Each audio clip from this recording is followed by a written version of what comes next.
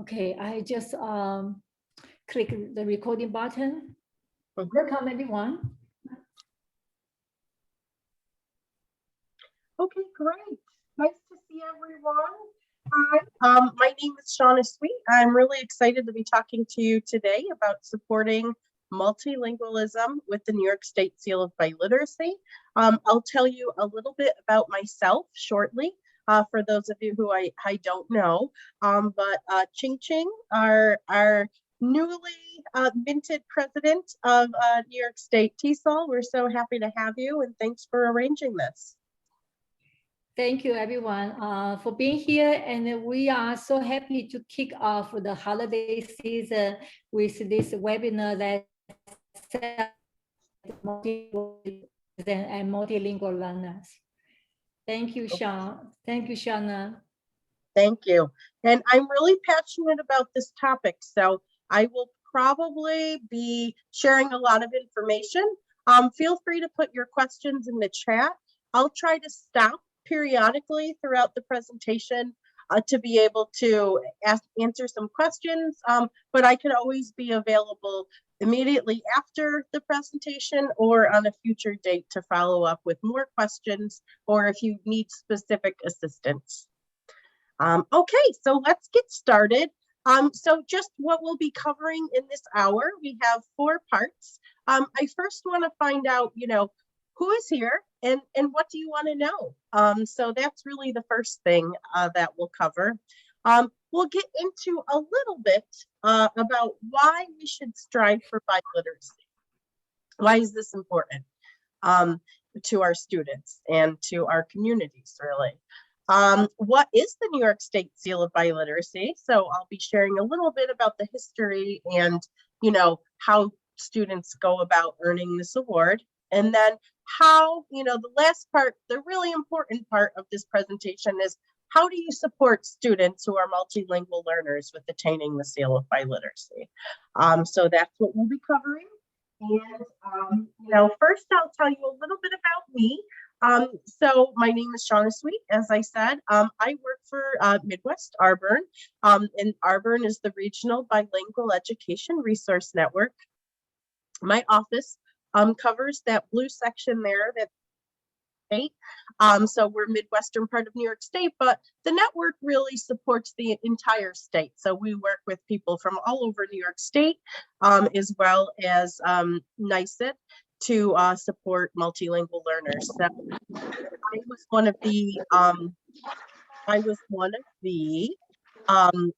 was one of the creators of the New York State Seal of Biliteracy Guidance Toolkit, which I'll share a little bit about that with you today.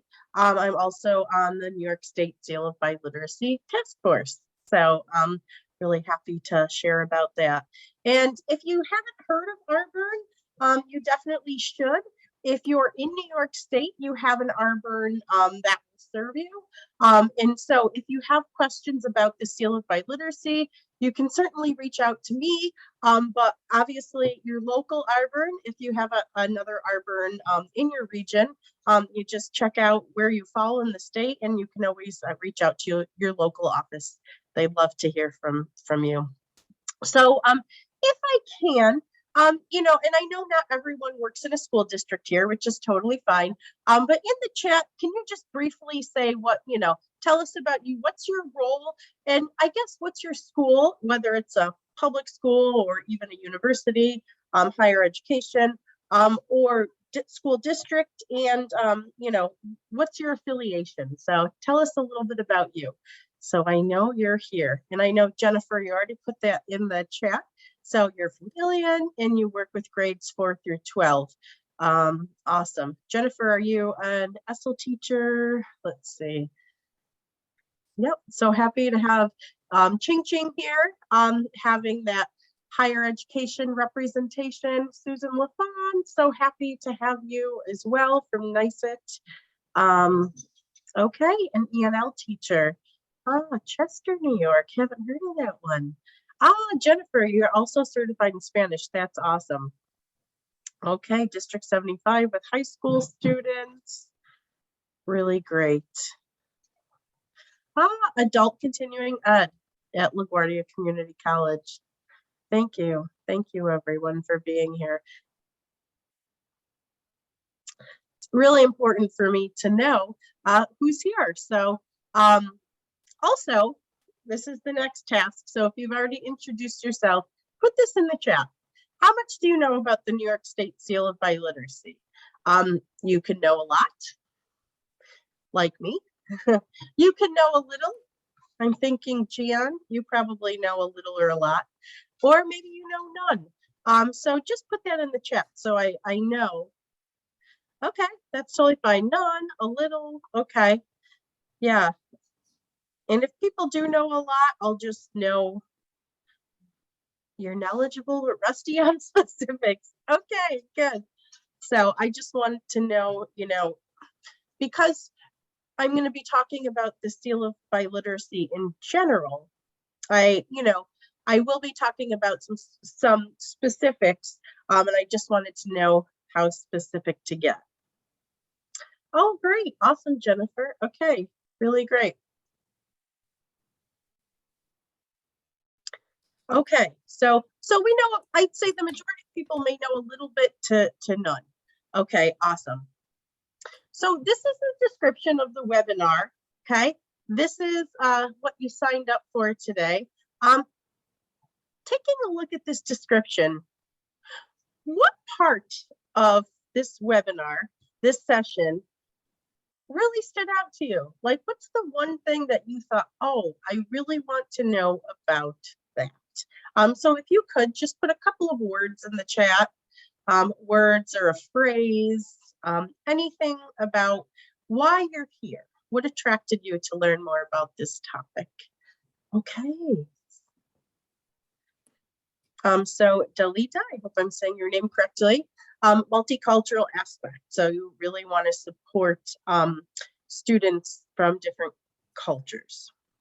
That's my guess. Okay, great. You want to know more about it because you want to know more about the Seal of Biliteracy in general.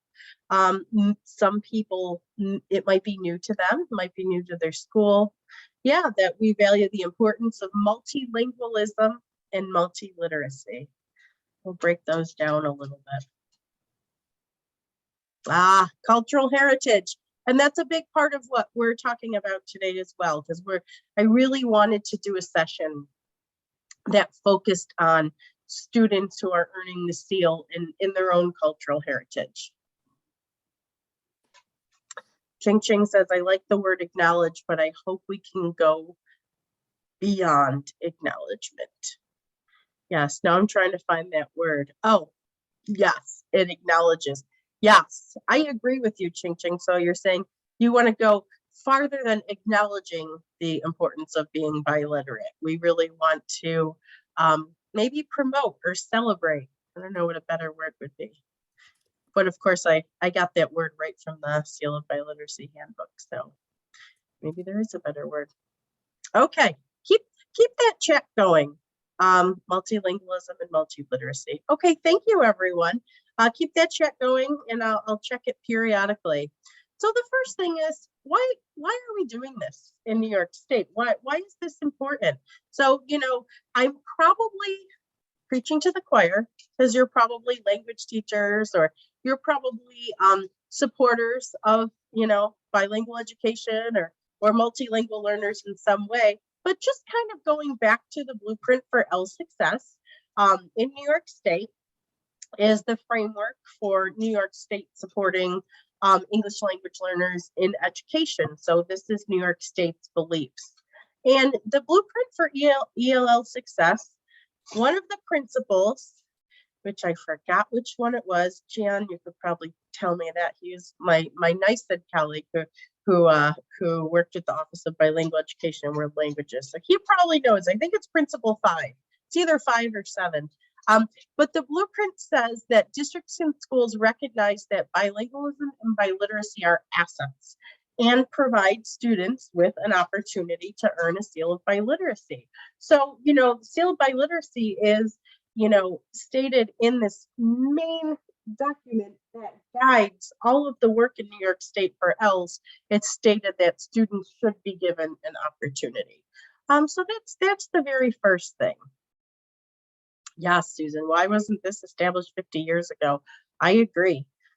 And then also, when we think about culturally responsive and sustaining mindsets, these come right from the New York State framework, that, schools should work towards believing that students and families, they have abilities and knowledge that they bring to school, which should be valued and consulted. And so, those are assets we should sustain and leverage for education, and that students should be, equally co-designing instruction, being able to bring what they have to the table, and that the community input should really be part of the curriculum. So the curriculum and what students are focusing on in school reflects the diversity of not only their local community, but the global community.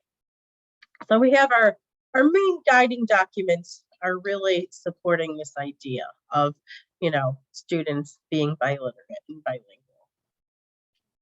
I also wanted to share this quote, which I got from Sonia Soltero about a multilingual and multiliterate population. Is anyone willing to read this out loud? Ching ching. Anyone? Yes. A multilingual and multiliterate population has the potential to enhance academic achievement, advance intercultural competencies, boost economic competitiveness, improve intergroup relations, strengthen national security, and leverage inequities in society. The ever-increasing global and international interconnectedness call for school to offer extended language and academic opportunities for students to, at the very minimum, become biliterate and bicultural. Proficiency in more than one language benefits individual and society alike. Oh, thank you. I know that was that's a pretty wordy quote, but that's why I want you to hear it in a different voice other than mine. Thank you, Ching Ching. Susan, I'll call on you for the next one. So basically, this quote is really emphasizing that, we're starting at the macro level. We're starting, thinking that, when the future of our society is fully bilingual and bicultural and biliterate, that supports our entire society. And so, certainly as citizens of New York State, right, or, the United States, I think most of us are from the United States, or, even on a global scale, it really supports, improving the entire world. This is a video that I really like. It's about why promoting bilingualism and biliteracy.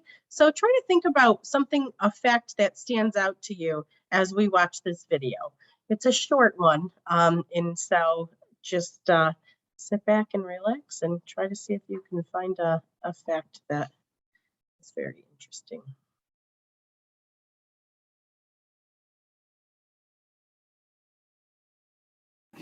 The benefits of being bilingual. Here's one of my friend's favorite jokes. What do you call someone who speaks 3 languages? Trilingual. What do you call someone who speaks 2? Bilingual. And what do you call someone who speaks just 1? An American. Corny, right? Well, the joke is actually grounded in some truth. Only 18% of Americans can speak a language other than English, whereas 53% of Europeans can speak more than 1 language. And 99% of Latvians can speak more than 1 language. So why are we so bad at learning other languages? It has long been thought that learning a second language too young can hinder a child's intellectual development, which is part of the reason foreign language lessons start in 6th or 7th grade in many schools across the U.S. We now know that being bilingual actually has many beneficial side effects and grows many parts of the brain at a young age. We also know that it's much more difficult to become fluent in a language learned after puberty than a language you learn as a young child. So here are some of the many benefits and few drawbacks of acquiring a second language at a young age.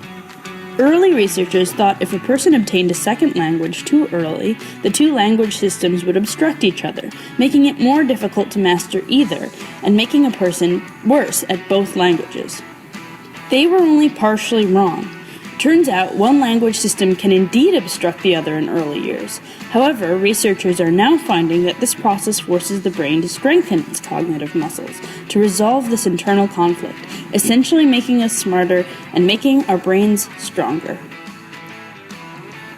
Researchers have found that the minds of bilinguals are better at adapting to changing stimuli than the minds of monolinguals, especially at a young age. Scientists think that's because the brain's command center, which is responsible for problem solving, planning, and directing one's attention, is more nimble in bilinguals than it is in monolinguals.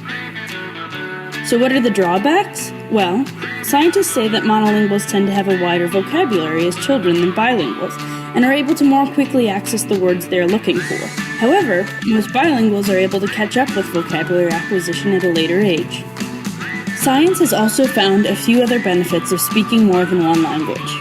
One study showed that dementia set in an average of 4 years later in bilinguals than it did in people who speak only one language. Another showed that bilingualism is equated with a 2.8% increase in hourly wages. Aside from all that science, speaking more than one language is great because you can make friends with more people, which is always a good thing.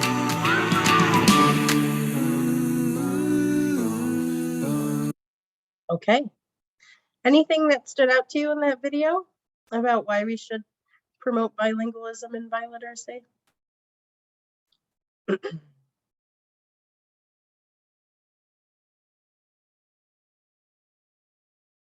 Yeah, there's a lot of facts in that, right? But it was succinct, so thank you, Ching Ching. So anything that stood out to you?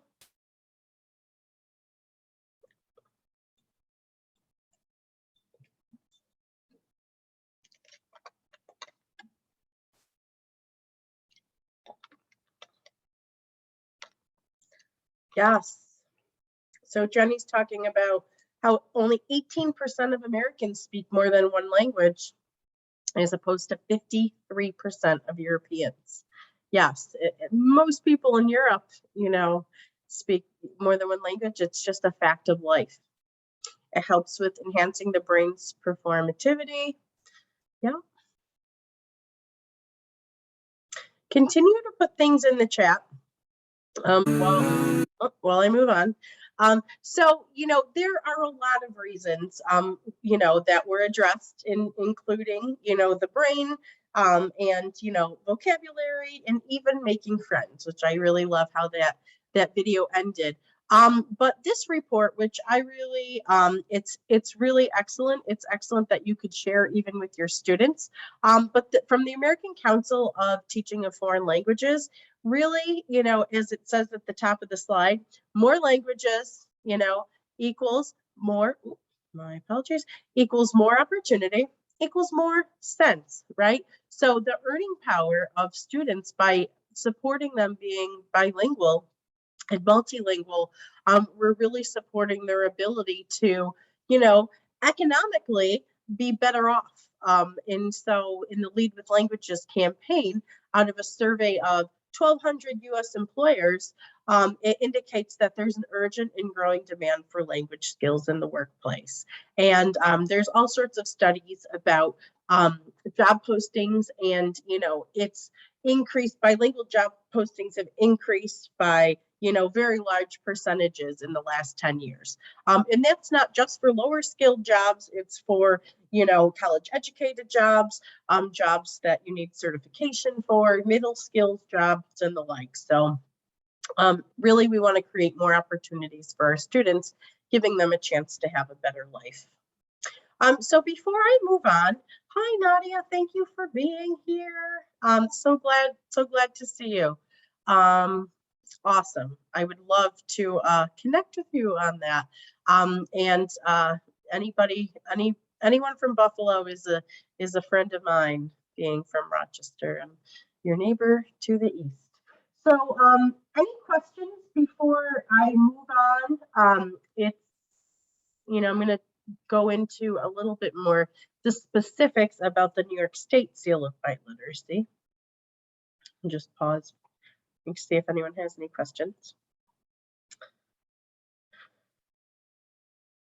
We'll keep using the chat.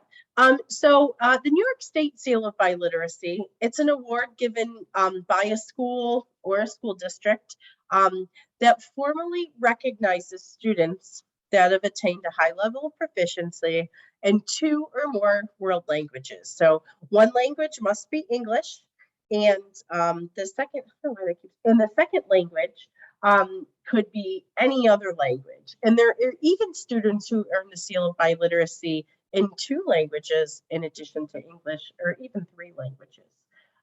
So we could talk about that later. But there's a lot of reasons why offering the seal is important.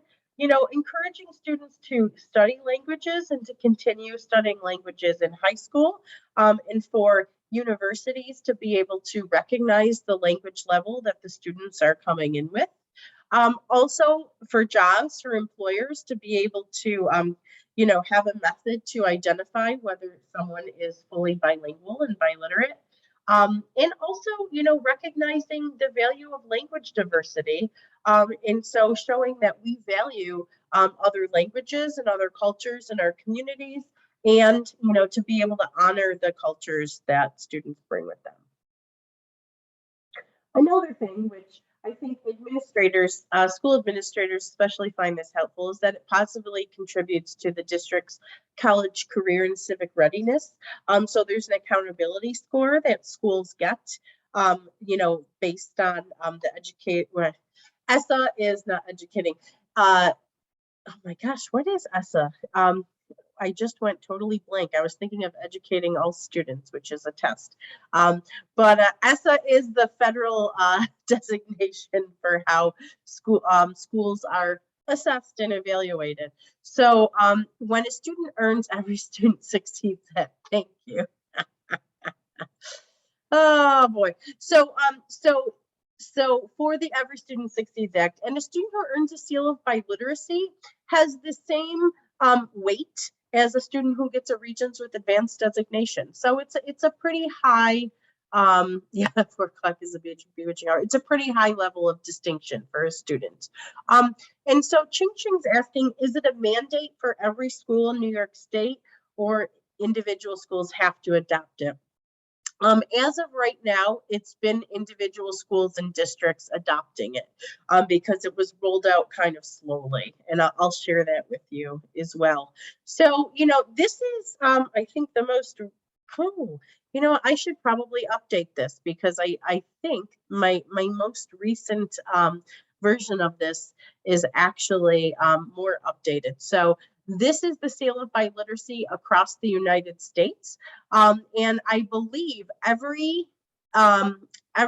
this shows every state has some version of the Seal of Biliteracy, either fully approved and, you know, undergone, or it's under consideration or in the early stages. So, you know, began in only 2008, which wasn't really that long ago.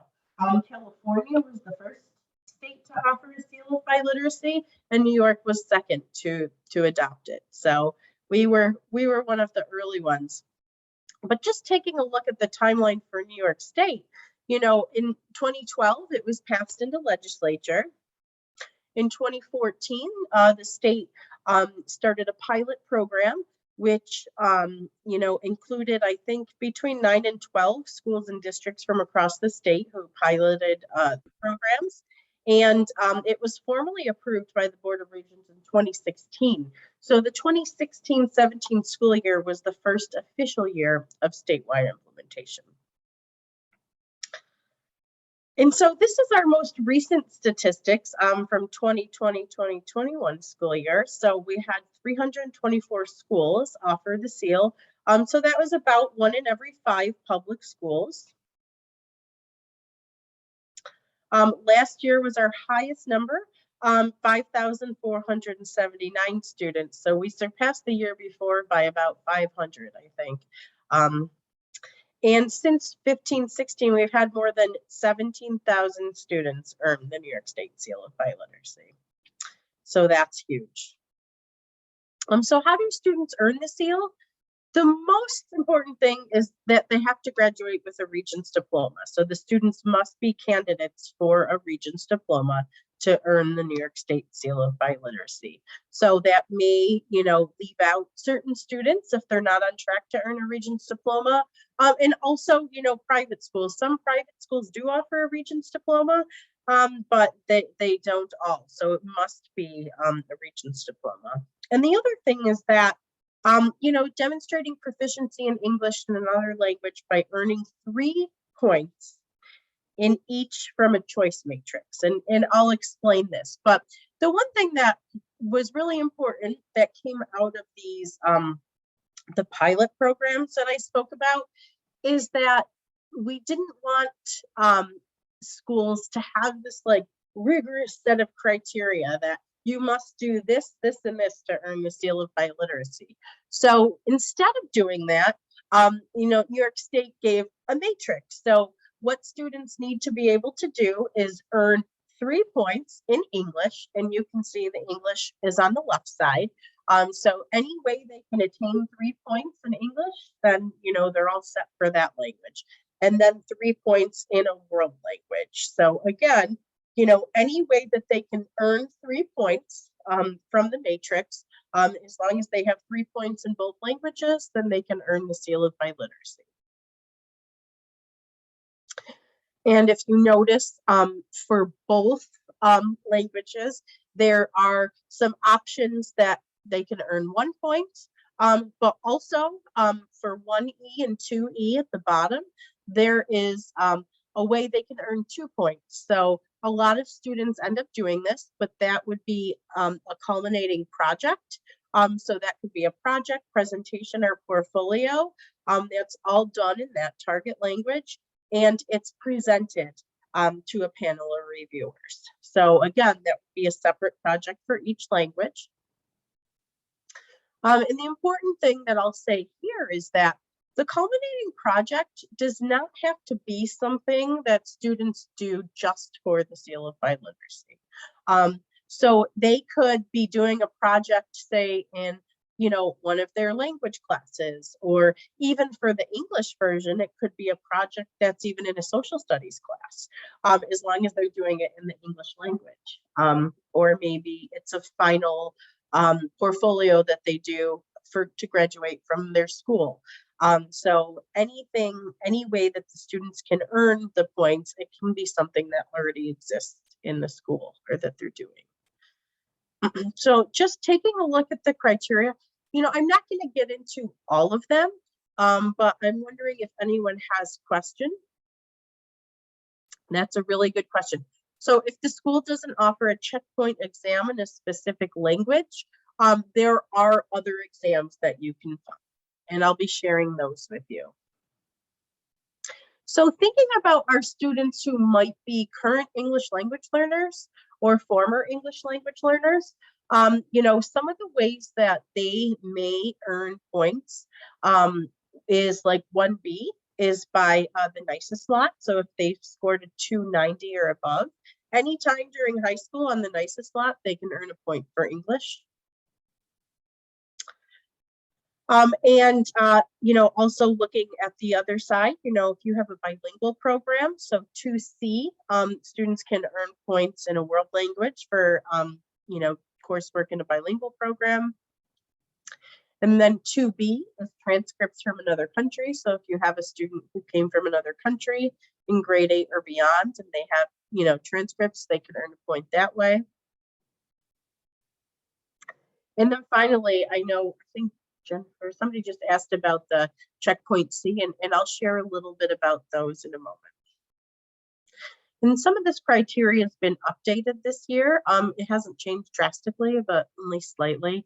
And some of the reasons why is so multilingual learners have better access to the seal. So these rubrics, if you're thinking like, what does the project presentation portfolio look like? There is a rubric where it shows you what students will have to demonstrate and how students will demonstrate the seal in each language. So if you're taking a look at this,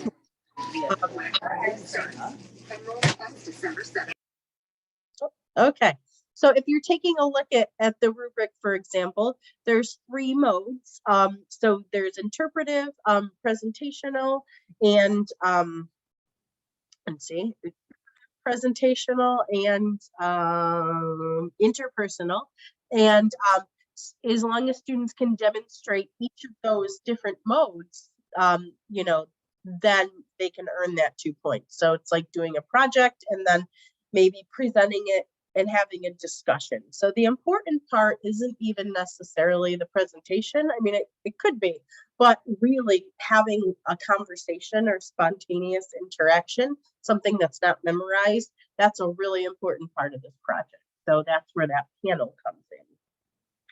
So I'm not going to get into this too much, but what I do want to say is, you know, there are different sample rubrics and that there are different categories of languages. So category 1, 2 languages, and this is something new this year, those are languages that are closer to English. So, you know, like Roman alphabet languages, Spanish, French, Italian, German, those students need to be at the intermediate high level, which you'll see shaded in on that green, that green shaded in part. Those students will need to be at the intermediate high, but for students who are using category 3, 4, so their languages are farther apart from English, such as Arabic, Hebrew, Greek, those students need to be at intermediate mid.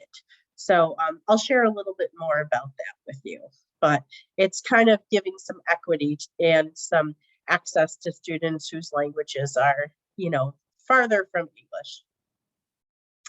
So, you know, just really important that students, you know, there are any pathways that students can take to earn the seal. You know, current English language learners certainly can earn the seal of biliteracy if they can earn points in both languages. Former EverLs are really good candidates for the seal of biliteracy because a lot of times those students have command of English as well as language.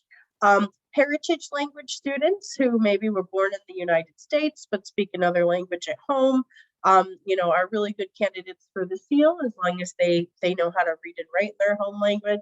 And then, of course, there are students who pursue a course of study in high school. So they certainly are candidates. And all languages qualify. So American Sign Language, Latin, Indigenous languages, all languages qualify for the seal of biliteracy. So it's not,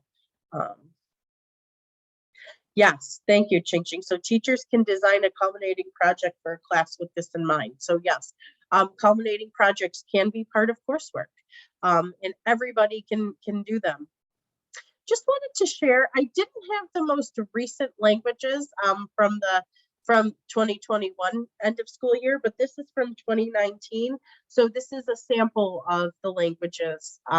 There were 59 languages that students earned the seal of biliteracy in New York State, but this is just an example of some of the major ones. So again, any language is possible. And then this can show you the top languages. So I'm sure it's not a surprise that, you know, Spanish, French, and Italian are at the top because a lot of times those are the languages that are most frequently taught in schools.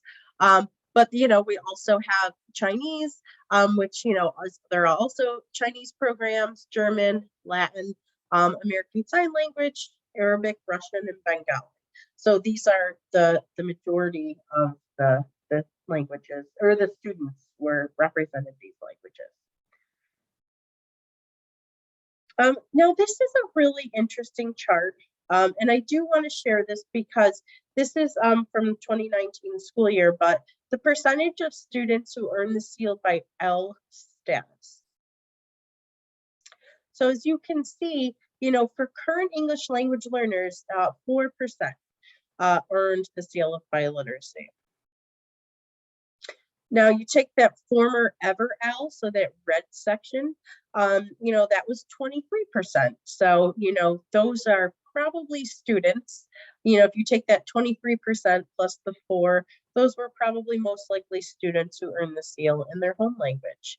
And then we have 73% were never else. So those were probably more likely students who earned the seal because they took a language at school.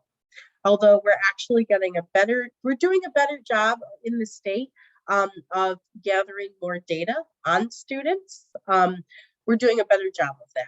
But this is what we have for that year. So we can see that we really want our students who are multilingual learners who speak another language at home, whether they're from another country or they were born in New York State, to be represented in this. Okay, I really like this quote, and I was hoping somebody could read it. Susan, are you still on? Are you still willing to read a quote for me? Yes, I am. Thank you. The roots of the term education imply drawing out children's potential, making them more than they were. However, when children come to school fluent in their primary language, and they leave school essentially monolingual in English, then our schools have negated the meaning of the term education because they have made children less than they were. Thank you. And I think this quote is important because, that's one reason why, people say to me, well, why do I care? Why do I want my L's to earn the seal of biliteracy? Like, what's in it for them? And I think sending the message that we want to graduate whole students, right? And that their home language and their home culture is part of who they are. And we don't want to graduate them with less, like they come in with this rich language and then we just kind of focus on English. So it's really powerful. And thank you for reading that, Susan. I really love that quote. So I'm going to share some student testimonials, which I'm actually going to take you from the website. Oh, thanks, Nadia. I really like that quote. And I have to admit, I'm going to skip around a little bit in this video because I really want to focus on students who are more native language speakers. But this video that I'm going to share, which I'm just going to pull it up on my screen, was actually from Ithaca. And they did an amazing job of celebrating some of their students who earned the seal of biliteracy. And this was the class of 2020. So I think that you can tell they went virtual throughout the year. But I'm just going to share a couple of testimonials from students from Ithaca. And I'm just going to skip around a little bit, but I'll share this with you.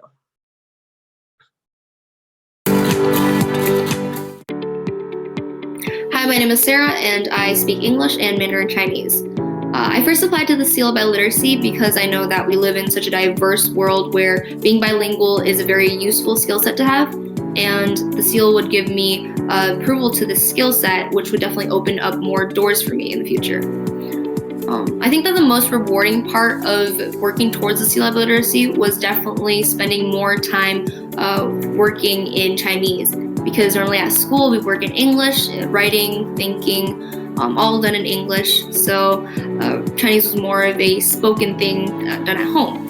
And by working towards the seal, I was encouraged to write more in Chinese, think more in Chinese, and just improve my Chinese skills in general. In the future, I plan on majoring in computer science, and I really hope to use my background in English and Mandarin to get a better perspective on linguistics and combine that with technology to work towards natural language processing. Hi, I'm Agnese. I speak Italian, English, Spanish, and a little bit of French. And I did my seal in Italian. And I decided to do it because I wanted some form of recognition for my Italian skills, because I never really received an education in Italian. And so unlike my second language in school, which is Spanish or English, there's nowhere on my transcript that says I can speak Italian, and this is something that I'm proud of. And I definitely think I will use my bilingual skills in the future. I think knowing another language is a really good skill to have in today's society. And so I plan on learning another language, hopefully Arabic, at university next year. And I plan to go to university in London at LSE or King's College. I'm not sure yet, but I definitely think that languages will help me in my future and with my career. Hi, my name is Similarly, I was working on a song, and I speak English, Vietnamese, and French. I was interested in applying for the Seal of Biliteracy because I wanted to improve my skills in French and Vietnamese. However, the most rewarding part of working towards the Seal of Biliteracy was seeing my confidence grow in French and Vietnamese. Beforehand, I struggled to speak confidently in French, and now I feel like I can do so with more fluency. And similarly, I grew up speaking Vietnamese at home, and I didn't really practice any reading or writing, so this project gave me the opportunity to develop those skills. In the future, I hope to minor in French in college and to study abroad in Vietnam. Working with a mentor was definitely a new experience for me, but it was really fun. My mentor was somebody that I could really trust, so when I was expressing my ideas and my journal entries to them, I knew that they wouldn't judge me and that they would be fully supportive of my project. After graduation, I plan to attend Cornell University with an intended major of biological sciences. Hi, I'm Riley. Skip around one more. Jobs. Hello, my name is Kalamori. I can speak Japanese and English, and the reason why I applied for the Seal of Biliteracy is because, I can speak. I've been living in Japan for pretty much my whole life, and I went to normal Japanese schools, so I can speak fluent Japanese, but I don't really have anything to prove that. So I thought it would be useful to have like official seal for like my resume when I apply for jobs. And my plans for next year is I'm going to University at Buffalo to study business and art. Yay, Buffalo. Okay, that's all I'm going to have time to share. But is there anything that stood out to you that you heard from several of the students that we listened to? Like I said, I really focused on students there were lots of great students in that video, but I really wanted to highlight some of the students who were earning the seal in a language that they didn't study in school. So just put in the chat, or if there's anything that you think that really stood out to you from these students. Yes. Thank you, Jenny, that they wanted proof. The fact that they wanted proof is amazing. Yeah, I mean, I heard a couple of times that, I didn't really have any proof that I spoke this language, or there's no way for me to be recognized on my transcript. So yeah, exactly. So same as Jenny, many who wanted recognition of this as a linguistic achievement. Yeah.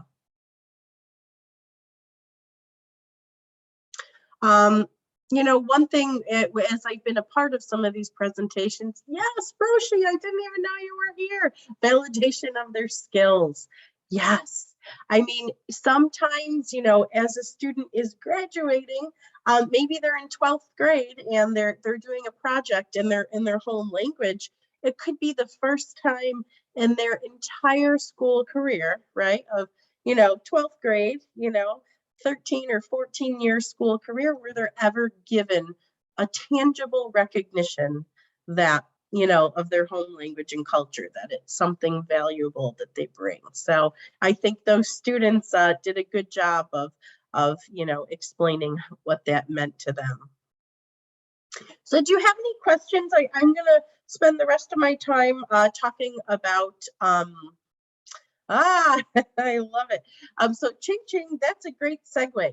Are there any website for classroom resources created to support the Seal of Biliteracy program? So I will be sharing that next. So we have a lot of resources that are New York State specific, and I always say to start with focusing there. There is a website called sealofbiliteracy.org, which has a lot of national data and information, and it's a really good place to go to get ideas. But New York State, we have a lot of resources that are provided, so I'll be sharing those with you. So how can you support students? So first of all, thinking of the New York State Seal of Biliteracy is a pathway, right? So how are we going to guide students to where they need to be? So if you're not familiar with the ACTFL proficiency levels, which I wasn't before the Seal of Biliteracy, because this was more of a world language, teacher skill set, and us ESL teachers didn't really know about ACTFL levels. But, these are the levels that are recognized nationally. And, for the Seal of Biliteracy, students have to be at an intermediate high level. As we said, intermediate mid now can be for those languages that are more distant from English. But, if you take a look, it is a pretty high level. And the reason why, what makes me think about that is that for somebody to become a certified teacher in New York State of another language, they have to score at the advanced low level. And intermediate high is the very next level after advanced low. So it is a high level, but it's not, like you're completely like a native speaker. So intermediate, if you take a look at that green section, you can create with language. You can ask and answer simple questions on familiar topics and handle a simple situation or transaction. So, there's lots more resources, on the ACTFL website, and we have lots more resources on the state website that gets into the specifics, including those rubrics I shared a few minutes ago. But, the advanced is really, being able to do more in different time frames, different tenses, in complicated situations. And intermediate is not, it's not as demanding as some people might think. So, just thinking about the pathway, I always like to give a plug for Biliteracy Pathway Awards. And, the Biliteracy Pathway Awards aren't New York State awards.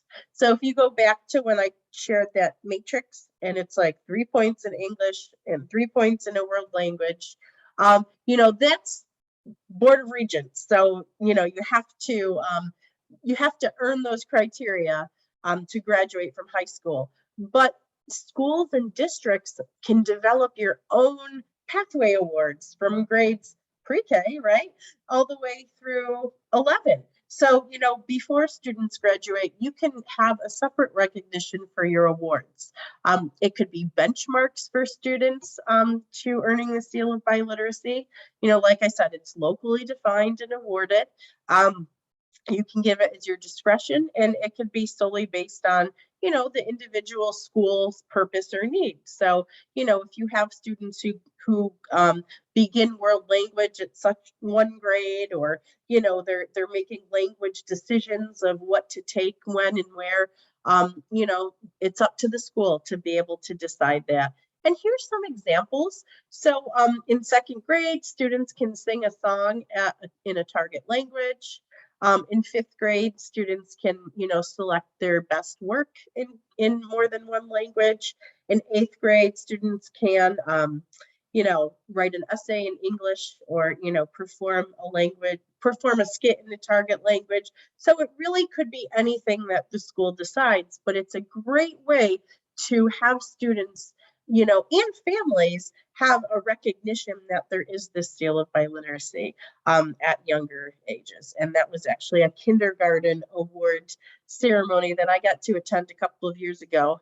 And the students, I think they had to, in kindergarten, they had to be able to count in both languages, I think. Count to, I forgot what, but it was really great.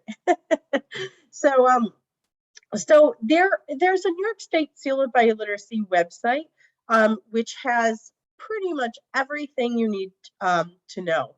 So I definitely suggest spending some time on that website. There's a lot on there, though. So if you don't know what you're looking for, you could get a little lost. So I'm going to share, coming from supporting multilingual learners, what are some important things that you need to know? So first of all, there's a handbook. It was recently revised this year. So if you've looked at this handbook in past years, but you haven't looked at it, this year it's totally different. So there's a lot more resources, a lot more questions on there. So I always suggest starting with the handbook. But besides that, there's a set of, there's a toolkit with different modules. So each module has a purpose, and the module comes with everything you need, like slides, and there's a recording, and there's different resources that can help you kind of go through the year of the Seal of Biliteracy, so you know what you need to do. However, you know, just some other things that you'll find on the webpage. I know earlier somebody asked about, what about those checkpoint C assessments? So, you know, the assessments that students can take. So if a student takes this assessment, they earn 1 point for the Seal of Biliteracy. So on the website, there is a list of approved assessments. I think I'm going to go to that, just show you what it looks like. Here we go. Okay, so taking a look here, this is the list of approved assessments in English. But I'm going to skip the English ones, although, you know, there are different options like the Apple assessment or the TOEFL, if you're familiar with those. You know, your students could use those for English. But then taking a look at the next one, which is, you know, checkpoint C world language. This gives you an example of different languages and assessments that are available. So, but what I really like is this section right here. Take a look at that. Yeah, so you have a Korean student, but you don't offer Korean in school. So I'm going to go to this chart, right? And it shows you, based on language, what exams are available. I'm going to go to Korean. And so for Korean, the student can take the Apple test. And these tests in the first part, these tests have all modes. So the Apple, if you take that test, it measures, you know, reading, writing, listening, speaking. So that one's good. Or there's an IB assessment, and then there's a stamps assessment. So those are in all modes. The assessments on the right, those are assessments that's just by modality. And what the Seal of Biliteracy says is you have to take all of the assessments available in your language. So just taking a look at this one, like for example, if you speak Korean, you know, you could take the OPI, which is the oral proficiency interview. You could do it, and there's a computerized one as well. And there's also a writing assessment. So you would take those two.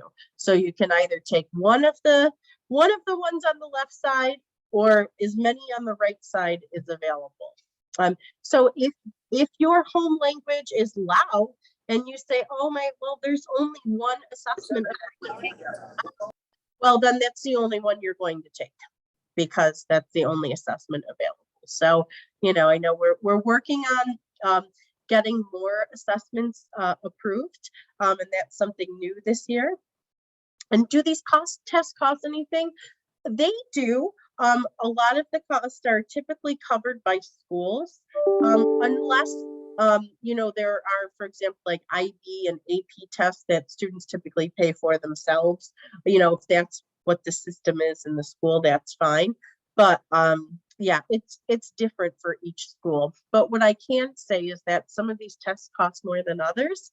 And for example, the Apple is probably the most cost effective. I think that's like $20 per test, where you might get some exams like on maybe the writing test or the oral proficiency interview might be over $100. So, you know, if you want more specific test information, you can reach out to me or to Candace Black at the state, or to your local arbor would be able to support you with this. So I just wanted to be able to share. I'm taking a look at time. I definitely want to talk about projects as well. So let me go ahead and I'm going to do a new share. So So the next thing, and I gave you a QR code because I really wanted you to be able to see this site. So the third module in that toolkit that I described, this has a culminating project. So if you're thinking like, okay, I have this student and she speaks Korean and there's no Korean class at my school, how do I get her to do a project to earn the 2 points in Korean? So she could take that test, right, in Korean, like we talked about. But she could also, in addition to the test, that's 1 point. For 2 points, she could do a project. And so this is for the 2 point culminating projects. Students should begin planning early on in the school year to ensure they are able to complete the. Whoops, I must have had a slide on there that had voice from before. That was Candace Black, so you probably could have heard her saying that. But so for the culminating projects, there's a variety of projects that students can do. But if you need to like find a project for a student, there's one here.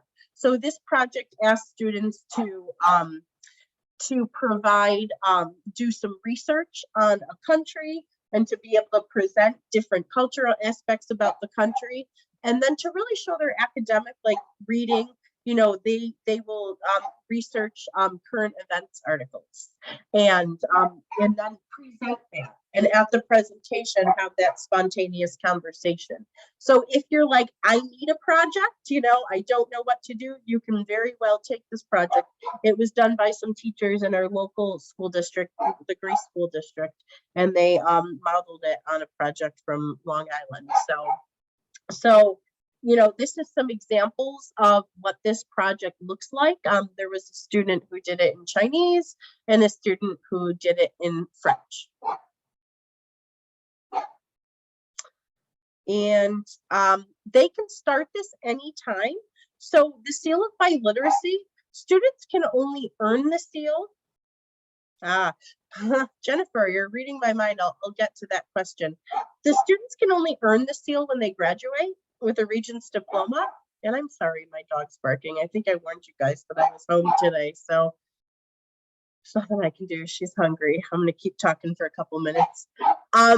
So I think, as I mentioned, the students can only earn the Seal of Biliteracy when they graduate, but they can do the work anytime in high school. So if you have students in 9th and 10th grade who may have some extra time in their schedule, and you want them to start working on these home language projects, do it. Because as long as it's done and somebody's keeping track of when their work is being accomplished and when they're earning the points, they can do it before senior year. And so I actually have examples of videos that I was hoping to show, but they're all on the state website. So some of those slides I just shared, and then along with a video.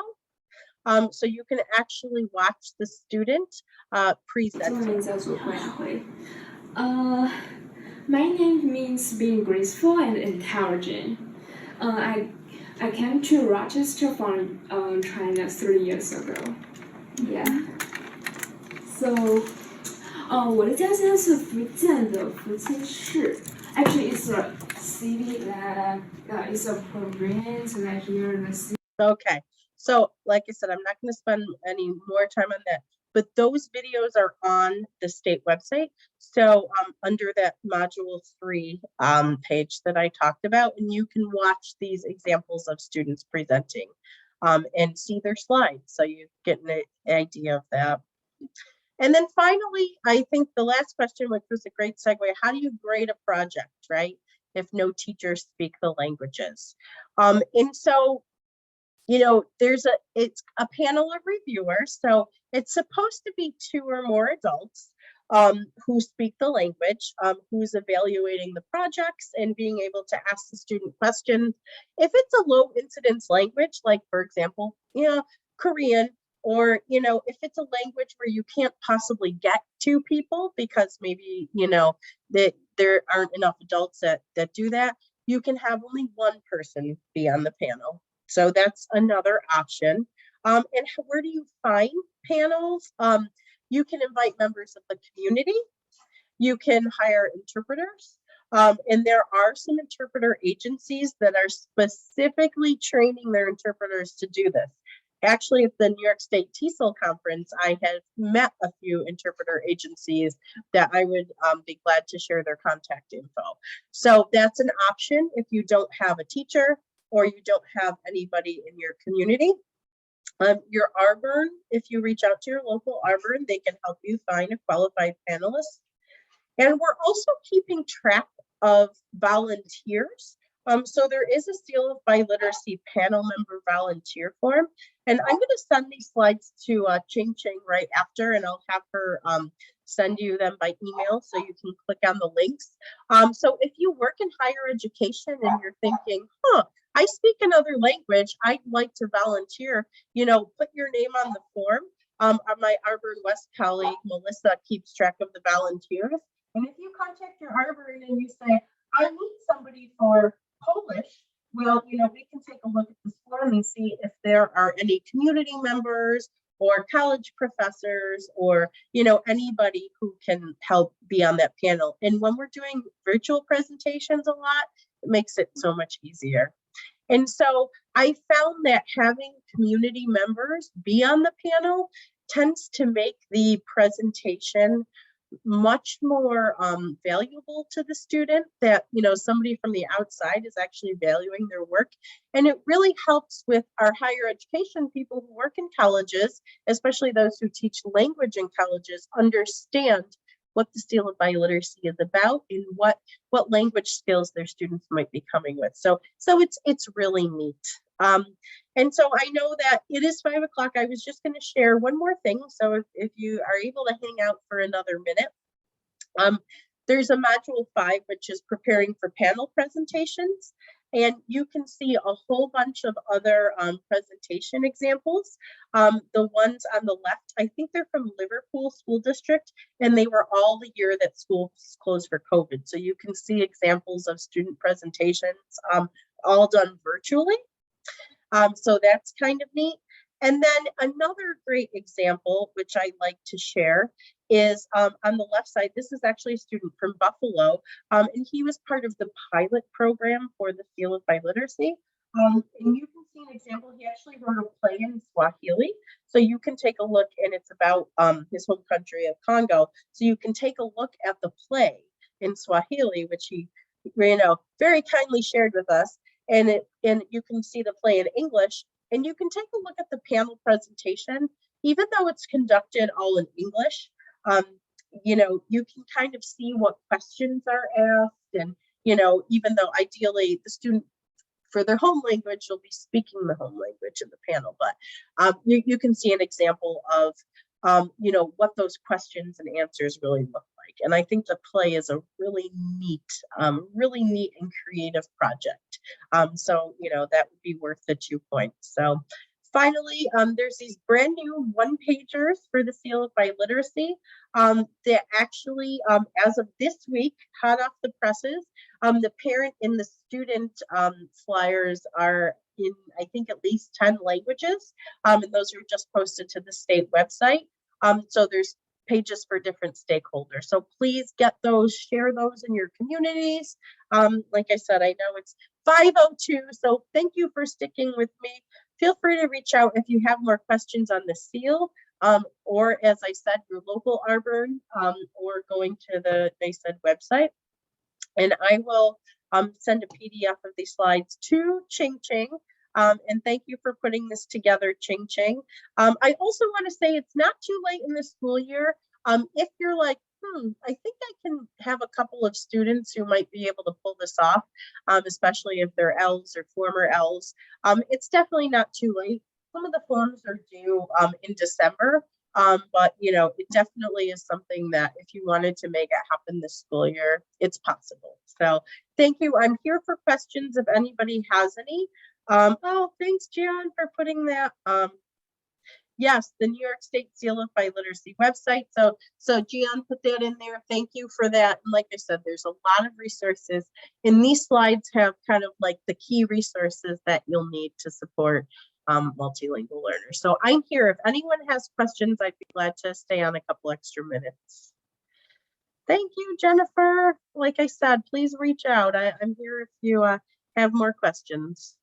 I know there's a lot to it, but there's a lot of resources, so don't feel overwhelmed because there's a lot of people to help you. Thank you, Ching Ching. I'm so glad. It's my favorite topic. I got my nice TESOL sweatshirt on. Happy to be here. Thank you. Thank you, Roshi. Any other questions, comments?